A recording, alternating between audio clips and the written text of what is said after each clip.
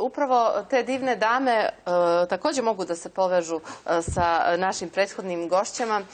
Kao što vidite, u dnevnoj sobi konkretno se osjećam zapravo kao da sam u jednoj maloj igraonici.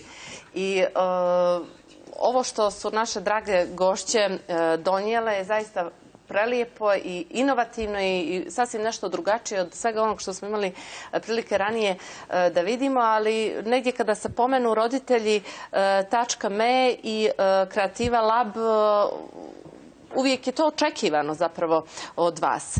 Sa nama su Lepa Žunjić i Šukrija Dervišević. Dobro nam došle.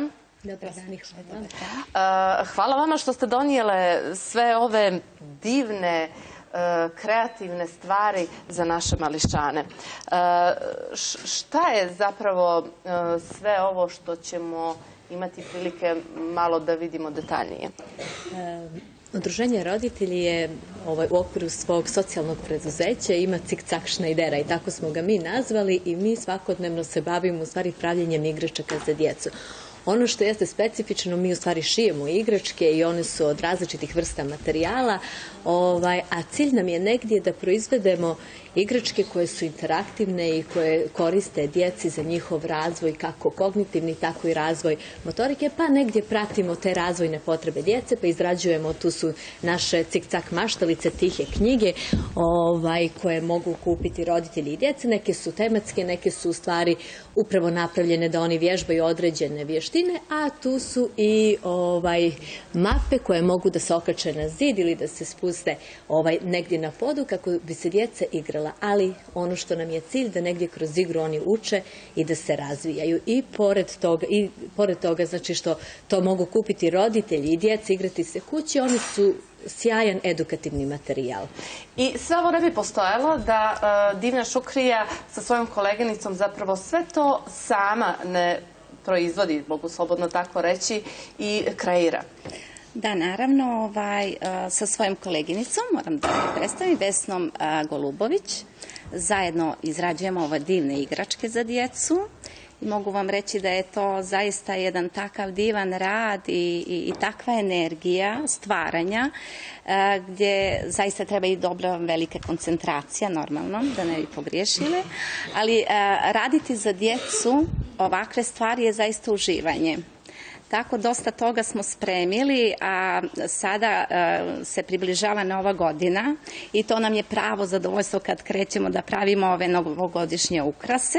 Tako da smo malo donijeli nekoliko, da vidite, ovih divnih novogodišnjih ukrasa koje pravimo za jelkice, pa onda taj kalendar. Zapravo mašta i kreativnost su upravo suština ovog rada. Da, da.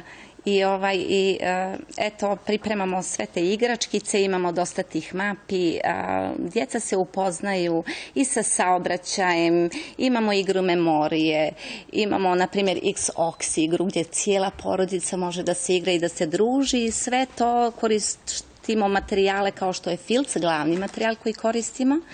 Onda evo za Novu godinu imamo dodatno raznih nekih ukrasa koje dodamo, ušijemo ručno na mašini i tako. Predivno je zaista. Donijeli smo vam i ovaj predivan kalendar koji smo napravili. Lepa, zapravo za koji uzrast su predviđene sve ove igračke? Negdje smo obuhvatili uzrast od 2 pa do 6-7 godina. Šta to znači?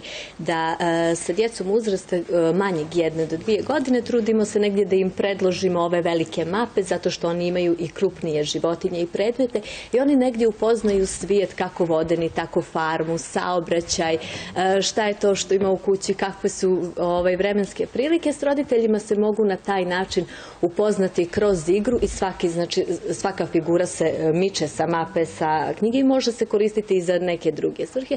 A za one malo starije tu učimo i kako da gledamo na sat, i kako da vežemo pertle, i kako određene oblike da složimo na pravo mjesto i to su neke složenije stvari. Ono što nam je negdje cilj da svaka Cik-cak maštalica, pored toga što je ovako vesela i šarena, u stvari služi i roditeljima ili vaspitačima u te neke edukativne svrhe da kroz igru mogu dosta toga da nauče, ali i da vježbaju prstiće.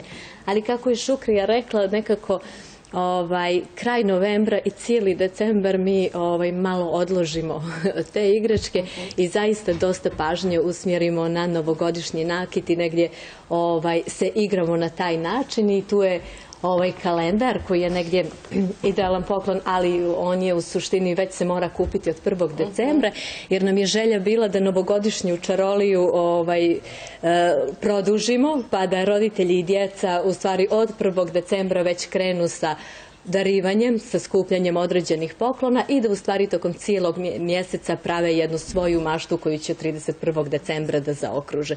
Tu je također jelka koju djeci i roditelji mogu sami okititi. I namjenski smo je zapravo izdvojili jer ćemo upravo nešto kasnije i da je poklonimo, ali onda kada vam mi to budemo rekli i način na koji ćete je dobiti. A Šukrija, samo sam zaboravila naglasiti jednu jako bitnu stavku cijele ove priče jeste materijali koje koristite. Da, pa koristi se uglavnom filc kao materijal u raznim bojama, naravno. I osim filca tu nam je i vatelin, imamo još dosta tekstila koje koristimo, a sve onako u skladu sa normalno materijali moraju imati svoju dozvolu korišćenja, prvenstveno su namijenjeni djeci, tako da na sve to vodimo računa, znači generalno na sve. Uglavnom je zastupljen filc, ali ima i dosta toga. Od tekstila do raznih dodatnih materijala, vatelina gdje punimo igračke vatelinom i tako. To je uglavnom to. Vratit ćemo se mi brzo na ovu našu šarenu priču i veselu, jer ništa manje veselija i razigrana situacija nije i u našoj kuhinji. Upravo tako, Ivona. Hvala ti na ovoj divnoj najavi, ali ono što moram da kažem jeste da smo, Jelena i ja, dok ste vi razgovarali, slušali vaš razgovor i da je Jelena u jednom momentu rekla da je ona sarađivala sa dragim damama i da je ona zapravo bila, je li tako? Tako je, radionice zdrave hrane za djecu, znači stvarno fantastično, znači prosto znam koliko su kreativni, koliko su sjajni, što god da krenu da rade, znači onako su negdje prvi, tako da mi je uvijek čast naravno da i budem dio njihovog tima i tako, čisto sam htjela tako da se uvežem u sve to. Da, u njihovu